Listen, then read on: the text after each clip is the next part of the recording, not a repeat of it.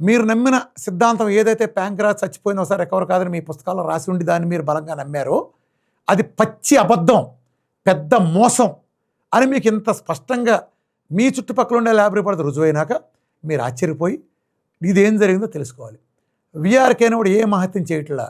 మీ బయోకెమిస్ట్రీలో మీకేం చెప్పారో మీరు ఏదైతే మర్చిపోయి ఇగ్నోర్ చేసేసి అల్లోపతిలో మందుల కంపెనీలు సృష్టించిన ఒక విషవలంలోకి మీరు వెళ్ళిపోయి ఒరిజినల్ మీ వైద్యశాస్త్రంలో మీకు నేర్పిన సైన్స్ నుంచి ఇగ్నోర్ చేశారు. నేను చెప్పింది మొత్తం వైద్యశాస్త్రం చెప్పిన బేసిక్స్, మీ బేసిక్స్ మర్చిపోయారు. నేను మీ బేసిక్స్ పాటిస్తాను. అలోపతి సైన్స్ చాలా గొప్పది. అలోపతిక్ సైన్స్లో ఎందుకు జబ్బులు తగ్గట్లేదంటే మీ బేసిక్స్ని మీరు పాటించకపోవటాలని జరగటం లేదు.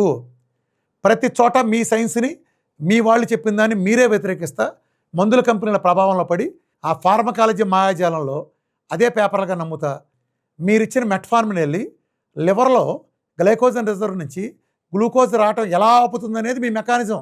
అది మీరు ఇచ్చే పేపరు. అంతేగాని ఒక టైప్ 2 డయాబెటిక్ పోగొట్టడానికి మీకు ఒక్క పేపర్ కూడా ఉండదు.